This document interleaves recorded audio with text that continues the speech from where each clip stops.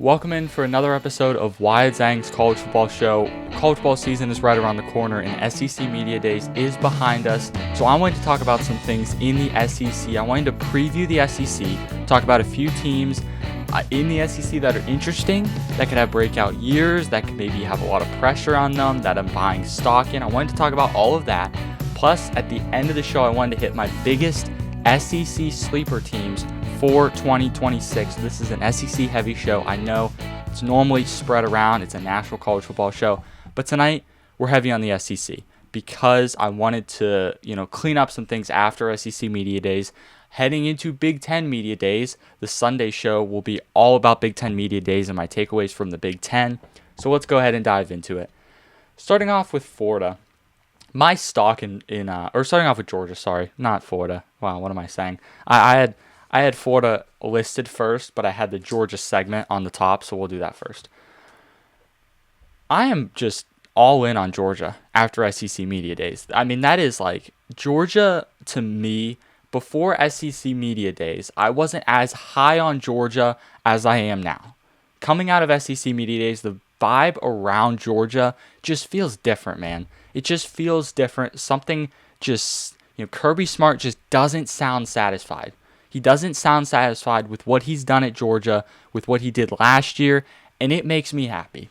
Because as a guy that just loves to see Georgia be competitive, I mean, the message all week at SEC Media Days was Georgia has to be better in the big moments. No talk around rankings or hype or being the number one team. The talk is just getting better, man. Like, the talk is saying, okay, we won the SEC last year. I understand that, but we failed. We fell short of our goal, which is crazy to say that you won your conference, but you fell short of your goal. Because their goal was to win a national championship. And they lost in the second round of the playoffs. First game of the playoffs because they got a bye. So just hearing, Gunnar Stockton talk at SEC Media Days, hearing Kirby Smart talk at SEC Media Days, all of this just points in one direction. And the direction is that Georgia is not satisfied and wants a national championship in 2026. Like, that's the vibe I get around Georgia.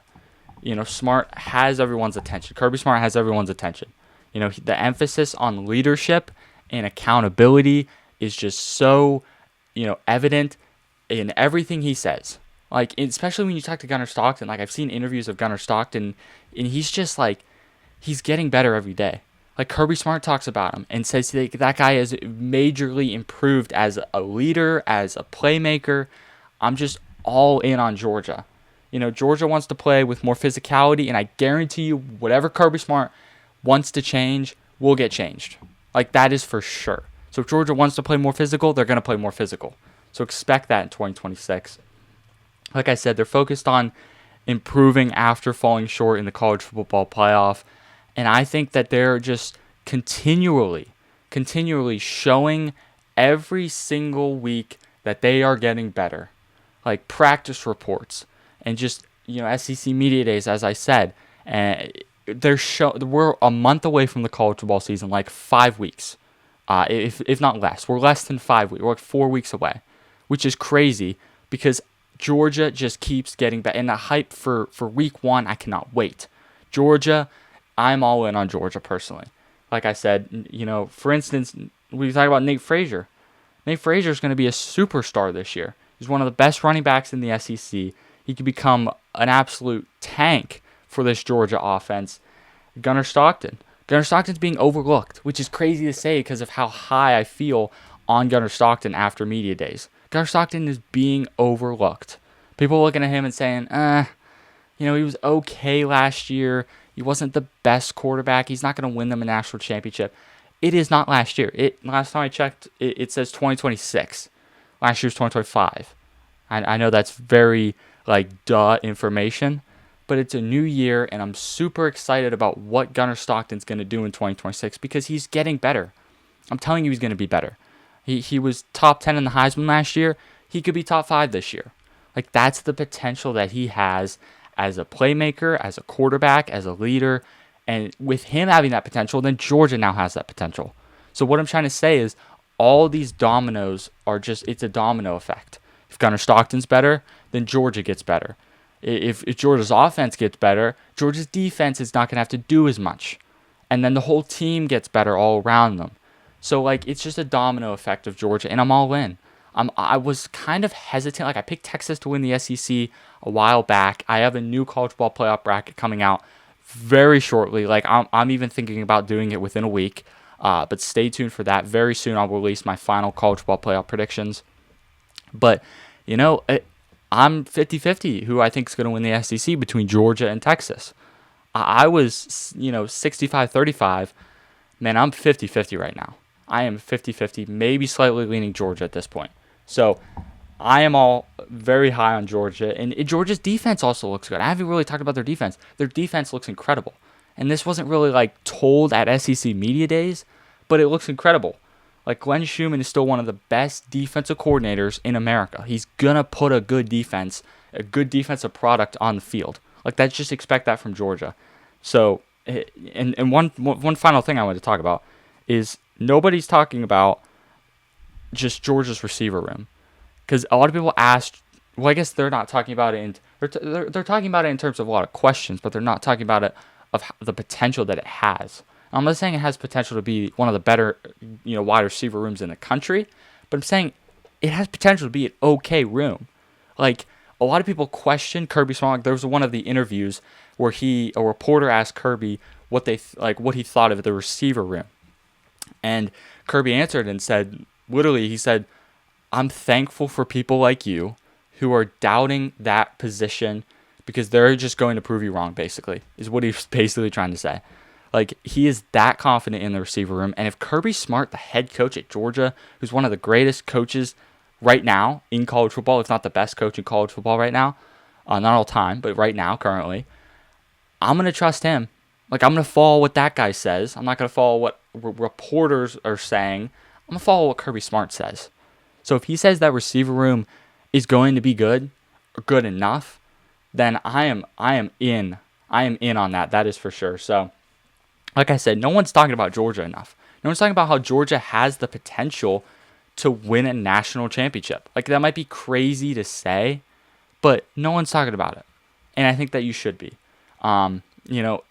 Adversity could bring this team together. That's one thing. That was one of the notes that I wrote down, or that I, put on this piece of paper. Adversity could bring this team together. I mean, Kirby Smart has addressed, the serious ATV accident involving running back Dante Dowdle, and the team has rallied around behind his recovery. So that's one example of the team coming together. Gunnar Stockton, I forget, they had some rafting incident, and Gunnar Stockton, as a leader, led them through and got that team out alive, basically.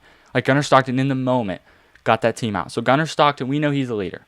We know this team can come together when they have to. So, again, my prediction for Georgia would be that this team is going to be more than you would think. They're going to be a contender in the SEC. They have the potential to win the national championship. I know there's teams like Texas and Oregon and Ohio State and Miami and Notre Dame, all these amazing teams, these incredible teams in 2026. But I have to say, looking at Georgia, this team looks phenomenal. And this team looks like they have the potential to win it all, and especially have the potential to win the SEC, that's for sure. So don't sleep on Georgia. A lot of people are starting to sleep on Georgia and say, well, Gunnar Stockton, the receiver room, maybe the defense. Just trust the process here. Kirby Smart sets the standard in the SEC. Georgia sets the standard in the SEC, and I think they still do. I don't think that's going anywhere anytime soon. Georgia is still an elite coaching staff. They still have an elite roster. This is still an elite team. And, after listening to Kirby at SEC Media Days, I came away with literally one thought. I'm going to read you my thought. I wrote this down after I listened to the Kirby Smart interview at Media Days. This is what I thought. Don't overthink Georgia. The Bulldogs are still one of the best teams in college football, and I am all in on them heading into 2026. So that's my take on Georgia. You can let me know in the comments if your take would be any different, if you think the Bulldogs are going to be bad or really good in 2026. Let me know that in the comments below. That is for sure. I am all in on Georgia in 2026. What about Florida? What did I take away from Florida at SEC Media Days? Well, I can tell you my biggest takeaway from Florida is my stock in Florida is going up. Like, it is going up, and I am not apologizing for it. I could not be higher on Florida, which is dangerous because, like, this is very new. This is an all new team. Like, this is very dangerous. I'm in dangerous waters here with how high I am on Florida. I know that. Trust me, I know that.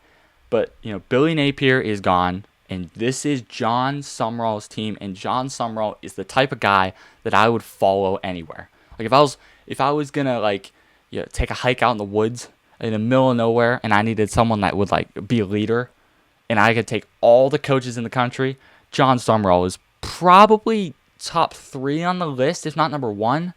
Like, that's how much I think that guy is a leader, and I think that's how much I put my faith in him, that he's going to rebuild Florida and have Florida as a perennial, just national contender. Maybe not this year, maybe they'll go 7-5 this year, but they're going to be a really good 7-5.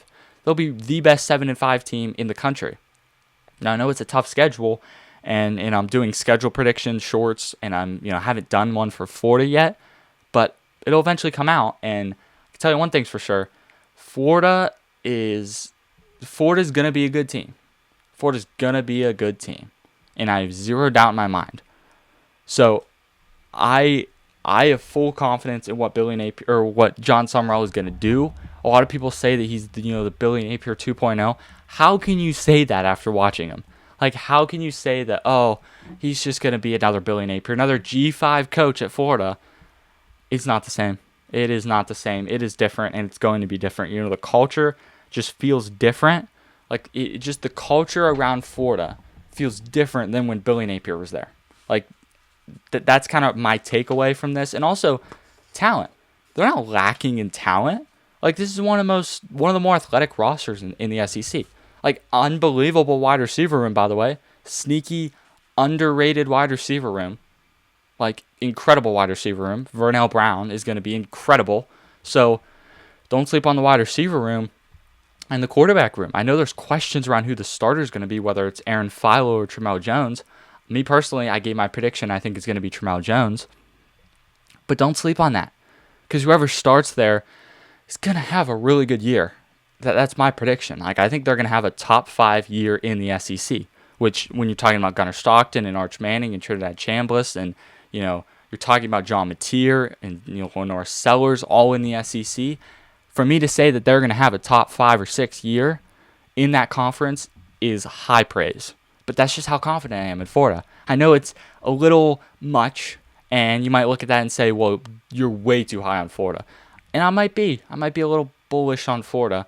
But that's just how much confidence I placed in John Summerall to get that team right, to get that team going on the right track, to get that team just, going in the right direction in 2026 and heading, uphill. Because at Billy Napier, they never really got uphill. They got to the middle of the hill. Like they kind of stayed at the same spot, and they kind of just plateaued, and maybe they got a little up, but then they would just fall back down, and maybe they would just plateau the rest of the way. Like, Florida stayed like this under Billy Napier. They were just, whoa, my microphone almost fell. Scared me. They were stuck at like this right here. Under John Summerall, I think they're going up. So if you're listening on podcast and you didn't see anything I did, just bear with me there for a second. But I also love the defense. The defense has a serious update. Young talent is everywhere. Now, I know it's developing talent. Like, there's a lot of young talent that needs to develop, which, again, I think John Summerall is going to develop them. So, like I said, if they go 7-5 this year, they're going to be one of the better 7-5 teams, that's for sure. They'll be one of the most talented 7-5 teams because of what I think they're capable of in the future. There's a lot of future talent on this team because it's tough to take a bunch of freshmen and a bunch of, incoming recruiting class or incoming recruits and just throw them on a field and expect them to win games. Expect them to beat teams like Texas or teams like Georgia. That's tough to throw on a kid. But I think they're going to be really good next year and years to come. And I think they're going to be a solid team this year. As I said, the schedule is tough. Like they have to play LSU, they have to play Georgia, they have to play Texas, they got to play Florida State, they got to play Tennessee. And I know maybe Florida State isn't the best team, but I'm still putting that on there. It's a rivalry game. Like, if Florida can win a couple of those, marquee games, the national perception of the program changes relatively quick. Like, the perception of Florida goes from, hey, this is just going to be a rebuilding year, to this is a year where this team is going to contend for a high-quality bowl game and contend for a top 25 spot. Like, that's the potential this team has, and I think they're going to be a really good team. So for me, for Florida, I'm definitely buying a lot of stock in Florida, and I think they're going to be one of the better teams in the country. As I talked about Georgia not that long ago, I'm all in on Georgia. I'm not here to say I'm all in on Florida because I don't think they have the potential this year to win the SEC or to make the college football playoff. But don't get me wrong when I say this. I think Florida can be a top 25 team. I think at the end of the year, when you look at the AP poll, that Florida, if they're in there, if Florida is in the top 25 at the end of the year, or even the beginning of the year, but definitely the end of the year, do not be surprised, because I certainly will not be surprised. That is for sure. Like, again, my prediction isn't that they're gonna be the best team in the country. Like, my prediction is that they're gonna be 9-3, that they're gonna be 10-2 and contend for a playoff spot. But 7-5, 8-4, that's there. 8-4 is on the table.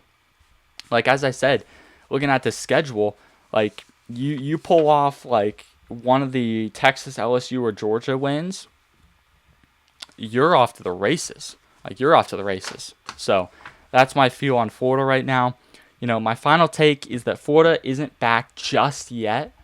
Like, I think they're closer than people realize, but they're not like vintage Florida, vintage Tim Tebow Florida isn't quite back yet. But they are a developing program that gets better every single week, and I think that they're going to be a really hard team to beat in 2026, and definitely 2027. They're going to be a contender, definitely in the SEC. So that's my feel on Florida right now. Let me know in the comments below if you agreed or if you disagreed. But for me, I am buying Florida in 2026. That is for sure. Next is Texas. I'm feeling a lot of pressure that's rising around Texas right now. Like, the pressure around Texas is just getting higher and higher and higher. Like, the expectations literally are national championship or bust. Like, if Texas doesn't win the national championship, people are going to call 2026 season a bust, which is crazy. Even if they go 12-0 and they don't win a national championship and they fall, let's say they go 13-1, they make it to the third round of the playoff in the Final Four and they lose, they're going to call it a bust, which is crazy to say. Like, I know that's crazy to say if you go, 14-1. If you don't win the national championship, it's a bust. It's a bust, which is just crazy. But I'm almost like I'm there. I'm there with you. Like, I'm relatively, I hate to put championship or bust expectations on anyone. Like, people put them on Oregon as well. I hate to do that. Like, I literally hate to do that.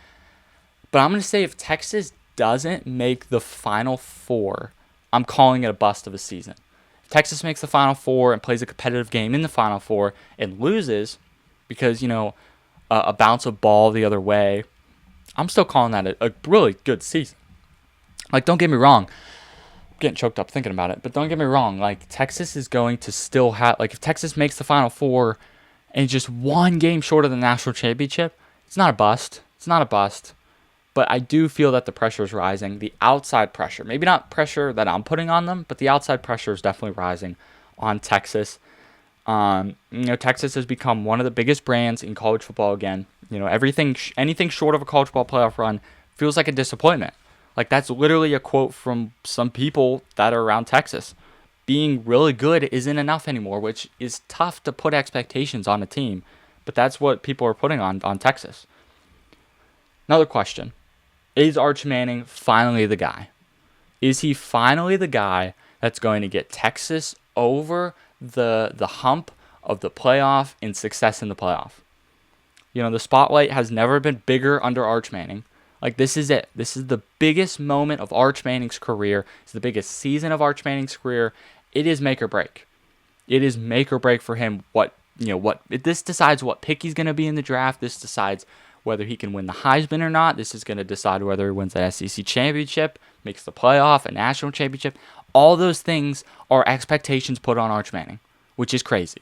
That's a lot for someone to handle, especially that he's not like a senior. Like, do we remember that he's only a junior? Pretty sure, like, I don't think, he's not a senior. Like, he still has eligibility left. So, to put all that expectations on Arch Manning is a lot. It's a lot. So, just be careful with the expectations that you throw on him. But, for me, here's what I'm going to say. Actually, no, I'll say that at the end. But we'll get to Steve Sarkisian. Steve Sarkisian's built a roster with an elite recruiting class. He's done a lot in the portal with getting Hollywood Smothers, Willie Brown, Cam Coleman. Like, he's building this team in the portal, and he's doing it through recruiting. So he's doing it both ways. I mean, there's NFL talent all over the field. The roster is absolutely loaded. There's going to be at least 3 or 4 first-round picks on this team already. So, for Texas, the SEC isn't getting easier. Like, the road through the SEC to the SEC championship and to the playoff is not getting any easier. It's only going to get tougher. So, from here on out, if I'm Texas, the sooner the better. Like, if you can win it all now, that buys you another 5, 6 years at Texas. Like, just, you got to do it. You got to do it. Now is your year if you're Texas. The defense is elite. As I said earlier, the defense looks really good. They have, championship team with a championship defense, which is always good. You have Colin Simmons. You have, Rasheem Biles at linebacker. There's a lot of talent, especially in the front seven of this Texas team. So my biggest question is, can Arch Manning live up to the expectation of leading them to a national championship? That's my question number 1. Question 2, can Texas handle being, the hunted instead of the hunter? Because everyone looks at Texas and says, we want to knock them off their season. If you're Florida, you're saying, we want to beat Texas. You're Texas A&M, we need to beat Texas. You're Oklahoma, we need to beat Texas. You're Ohio State, we need to beat Texas. Georgia, we need to beat Texas. All those teams, Ole Miss, we need to beat Texas. LSU, we need to beat Texas. That's what teams are looking at in the SEC. Maybe not Georgia, but all the other teams are looking at in the SEC saying, if we beat that team, we give ourselves a better chance of making it to the championship game. And that eliminates Texas. Because everyone in the SEC, if you were to ask them, what's the most talented team and the team that you don't want to play in the SEC? I would say 75% of the teams would point at Texas. The other 25% would probably point at Georgia. But I'm pointing at Texas. I'm saying that's the team I don't want to play. You're being the hunted because everyone looks at you. All those teams look at you and say, you are the guy that we want to take out because you're the biggest threat. You're not one of the ones that are saying, all right, Georgia's the hunted. Everyone wants to beat Georgia and dethrone Georgia. Now everyone wants to beat you, Texas. Everyone wants to beat you because everyone puts the hype on you even though you haven't really done anything. Like, Texas is being the hunted. How do they react being the hunted? That's my question. I'm slightly concerned. Here's some of the reasons why I'd be slightly concerned. Every opponent would treat Texas like the biggest game on its schedule. Ohio State had to deal with this for a while. Alabama dealt with this for a while. Clemson dealt with this for a while. A lot of teams still, like Ohio State still deals with this. Like, Illinois on a random day is going to treat Ohio State like that's their national championship. Mississippi State randomly or Kentucky randomly is going to say Texas is our national championship because that's the best team we play. Can we beat them? Like, if we win that game, we call it a successful season. So how does Texas respond with being the toughest game on everyone's schedule? It's the toughest game on Ohio State's schedule. It's the toughest game on LSU's schedule. It's the toughest game on, I think Kentucky plays them. Like, Mississippi State probably plays them. I think Missouri plays. It's the toughest game on all those teams' schedule. How do they react? That's what I want to know. So for my prediction, this team is going to probably be at 11-1, 10-2, probably a worst team. I think they're making, I don't have a ton of doubt that they won't make the college football playoff. I am all in that Texas will be in the college football playoff, and if they're not, you got to call into question Steve Sarkisian. You got to call into question the chef in the kitchen, which is Steve Sarkisian. So that's my take on this entire situation. I personally think Texas will make the college football playoff, but if you're a Texas fan or if you're not a Texas fan, let me know your realistic expectations for the Longhorns in 2026. I don't want to hear your, oh, Texas is going to be 7-5. They're going to lose all their tough games because Texas sucks, horns down. Like, I don't want to hear that. Like, I had that in my Indiana prediction video where someone said Indiana goes 8-4, loses to Michigan, USC, Ohio State, and Michigan, USC, Ohio State, and like Oregon or something. It's like, come on. Like, come on. Indiana's not going 8-4. So just be honest when you comment below. What do you think Texas's record will be, and what do you think they're going to do in the playoff? Do you think they'll win the SEC? Do you think they'll win the national championship? Do you think they'll make the Final Four? Let me know that in the comments below, and I will be responding to all of those comments. Lastly here, I know it's another shorter show. They're going to be around a half hour right now because there's not a ton to talk about right now. There's, Big Ten media days, SEC media days. But up until like we get to mid-August, when we're preparing for the season and we're putting in our final expectations, like I'm telling you, shows will be getting towards the 1 hour mark during the season. That's for sure. During the season, they'll be over an hour. And we have 2 of them a week. That's probably going to be like 3 hours of show a week. So be prepared for that. Maybe a third show in a week if I have to. But as for right now, we'll stick with 2. Lastly, I wanted to touch on my SEC sleeper teams for 2026. SEC media days are over. They're gone. They were done last week. Let's hit the sleeper teams in the SEC. Starting off with number 1. I have 3 teams, by the way. 3. I'm going to hit 1, 2, and 3. Number 1 is South Carolina. South Carolina is a sleeper for me in the SEC. Why they're a sleeper? Because they're one of the most underrated teams and rosters in the SEC. People look at South Carolina and they go, oh, they went 4-8 last year. This isn't going to be a very good team. Maybe 7-5. Guys, this team has Lenoris Sellers. They have Nick Harbor. They have Dylan Stewart, literally one of the best, if not the best, defensive lineman. One of the best quarterbacks in terms of raw talent. First-round pick at receiver. This team is loaded with talent. And it's South Carolina. Like, I think South Carolina has a 9-3 capable in them. So that's why they're a sleeper team for me. Shane Beamer has built a physical, tough, talented football team at South Carolina. There's plenty of talent. The defense should keep them in every game, which is something that wasn't necessarily there last year, but neither was the offense. Like, Lenoris Sellers didn't live up to his hype last year. Can we do that this year? I think that's why South Carolina could be a sleeper team. They could definitely surprise if this offense takes the next step. Like, if this offense does improve and takes the next step, you're looking at a insane South Carolina offense and a definite 9-3 team. Like, that is for sure. The biggest question I would say is, can they find enough consistency on offense to compete every week? Like I know just that this team is good for stretches of times. Like, there'll be times where they'll pick up 2 big wins, but then they'll lose 3 games. And then they'll pick up 2 wins, and then they'll lose 2. Can we be consistent? Like, can we be consistent and pedal on the metal all year? That's what I want to know. So my prediction for them, I think that they have a chance to reach 9 wins. I think 8-4 is really in the cards here. And that's definitely a sleeper team in the SEC. So there's South Carolina. Next is Florida. I think Florida qualifies as a sleeper. I love the direction the program is headed. Like, I love the direction.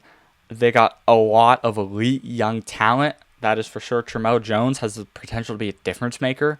Like, he has potential to be one of the better quarterbacks in college football. Or not in college football, in the SEC. Like, I think he has potential to be top 5.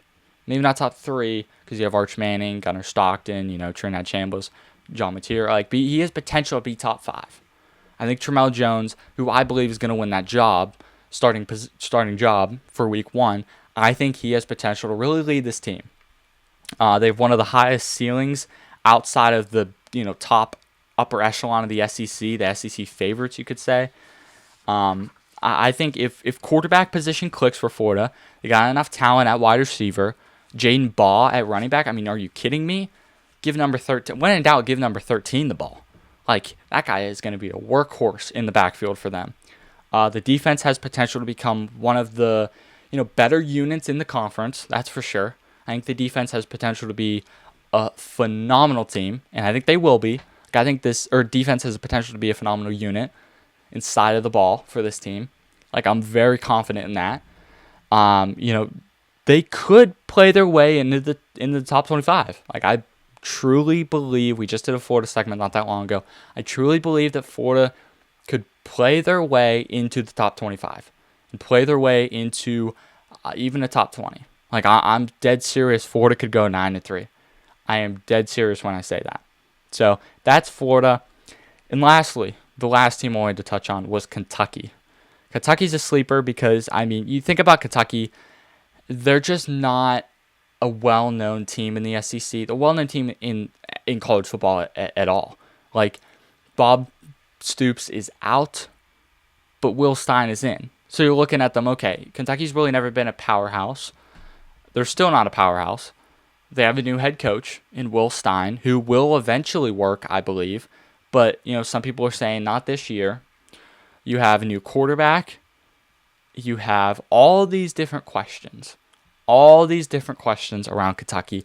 And I still have them as a sleeper team. That's how confident I think I am in what Will Stein can do with his offense. In what Kenny Minchey can do at quarterback. Kenny Minchey's young, but it doesn't mean he can't be good. Same with Tramel Jones. Tramel Jones is young, but I still think he could be really good. So new quarterback, new quarterback, new head coach. The defense, I think, has enough talent to keep some games relatively close. I'm not saying Kentucky's going to go 8-4, 9-3, but I'm saying 7-5 is still kind of a sleeper team. 8-4 is kind of a sleeper team for Kentucky. 8-4 is a little bullish, but 7-5 is definitely there. Will Stein's offense is what gives me the most confidence in Kentucky because I'm confident what Will Stein has done on the offensive side of the ball. But bowl eligibility, I think, is almost like the floor for this team. Like 6-6, I think is like, an okay year. I think they could get to 7-5. I truly believe that. Can the offense consistently score on SEC defenses? I'm gonna say my prediction for them is 7-5. I think they'll probably go closer to 6-6, but I think they could push for 7 wins. That's for sure in 2026. But if you're a Kentucky fan, let me know down below if you're a Kentucky fan, Florida fan, or South Carolina fan, if you think your team is going to have an improved year and be an SEC sleeper. Even if you're not a fan of those teams, let me know down below what you thought of my list, whether or not you think those teams can have breakout years and potentially be sleeper teams in the SEC. Appreciate you guys for watching. As always, that is the show. And like I said, the shows are shorter right now, but they're going to get longer. I appreciate you guys for watching. Hope you guys have a great rest of your week. Like I said, Sunday night, I will be having another show, and it will be all centered around Big Ten Media Days recap. So I appreciate you guys for watching. We will see you guys back here Sunday for another episode of Wyatt Zang's College Football Show. Hope you guys have a great rest of your week, and God bless.